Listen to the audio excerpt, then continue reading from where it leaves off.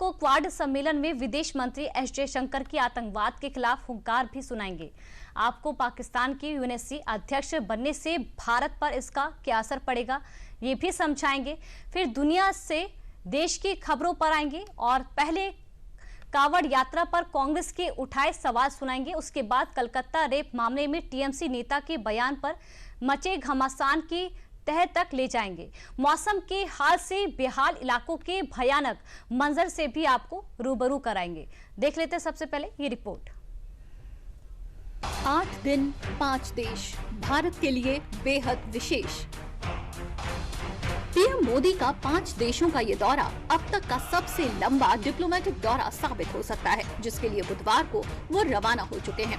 PM Modi पूरे 8 दिनों के लिए भारत से बाहर विदेशी भूमि पर भारत के विकास को नया आयाम देने का काम करेंगे। पीएम मोदी अपने दौरे के पहले पड़ाव के लिए सबसे पहले अफ्रीकी देश घाना पहुंचेंगे। पीएम मोदी की घाना यात्रा को अपने आप में एक ऐतिहासिक यात्रा माना जा रहा है, क्योंकि 3 दशकों में ये किसी भारतीय प्रधानमंत्री की पहली आधिकारिक यात्रा है, जो कि भारत और घाना के संबंधों में एक नए युग की शुरुआत करने वाली साबित हो सकती है। पीएम मोदी 2 से 3 जुलाई तक यात्रा के पहले चरण में घाना में रहेंगे। 3 दशकों में किसी भारतीय प्रधानमंत्री की ये पहली घाना यात्रा होगी। पीएम मोदी वहां घाना की संसद को संबोधित करेंगे, जो कि किसी भी भारतीय प्रधानमंत्री का पहला संबोधन होगा। इस दौरान वो घाना के राष्ट्रपति जॉन महामा के साथ द्विपक्षीय वार्ता करेंगे, जिसमें ऊर्जा, रक्षा, व्यापार, स्वास्थ्य और विकास के क्षेत्रों में सहयोग बढ़ाने पर जोर दिया जाएगा। अफ्रीकी देशों में जहां चीन लगातार अपने कर्ज का जाल बिछा रहा है, ऐसे में पीएम मोदी की इस यात्रा को वहां बड़ी उम्मीद से देखा जा रहा है। घाना में पीएम मोदी की इस यात्रा को लेकर उत्साह है।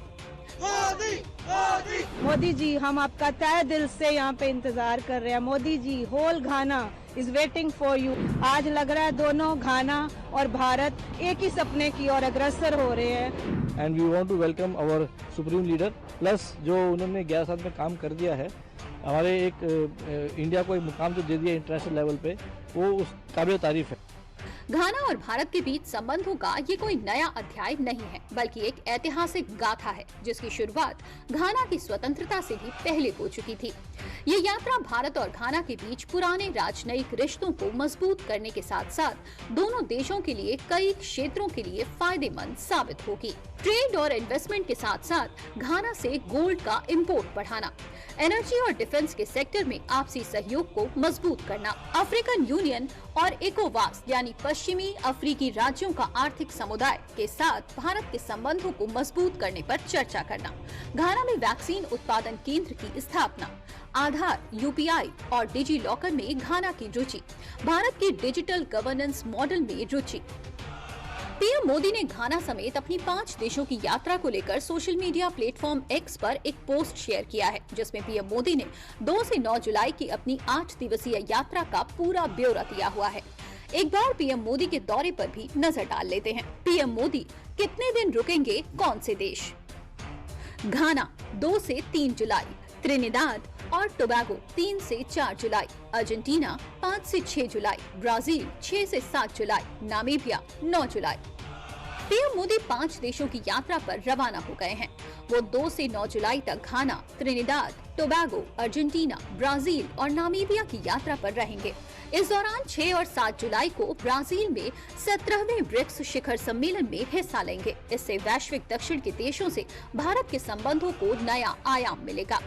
पीएम मोदी के 5 देशों के इस ऐतिहासिक दौरे से कई द्विपक्षीय समझौते, व्यापार और निवेश बढ़ाने तथा 2026 में भारत की ब्रिक्स अध्यक्षता का मार्ग प्रशस्त होने की उम्मीद है, जिससे वैश्विक मंच पर ग्लोबल साउथ की आवाज और अधिक बुलंद होगी।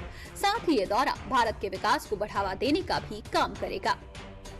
भारत के अफ्रीकी बाजारों में पहुंच बढ़ेगी, ऊर्जा, सुरक्षा और खनिज संसाधन तक पहुंच। भारत की सॉफ्ट पावर बढ़ेगी, भारत की वैश्विक छवि मजबूत होगी, संयुक्त राष्ट्र में समर्थन जुटाने में मदद मिलेगी, ब्रिक्स के साथ कूटनीतिक रणनीतिक साझेदारी, अर्जेंटीना खाद्य सुरक्षा, लिथियम तक पहुंच, G20 जैसे मंचों पर दक्षिणी अमेरिकी देशों का समर्थन, चीन के प्रभुत्व को कम करने में मदद। स्वच्छ ऊर्जा के क्षेत्र में भारत बड़े प्लेयर के रूप में सामने आएगा। पीएम मोदी की ये यात्रा कई मायनों में खास है। ये यात्रा भारत और घाना के पुराने रिश्तों को और भी मजबूत करने का एहसास है। ये दुनिया के कई देशों की मदद करने के लिए भारत का बढ़ता हुआ हाथ है। साथ ही ये यात्रा ब्रिक्स में भारत की भूमिका को मजबूत करेगी, खासकर तब जब भारत 2026 में ब्रिक्स की अध्यक्षता संभालने की तैयारी कर रहा है।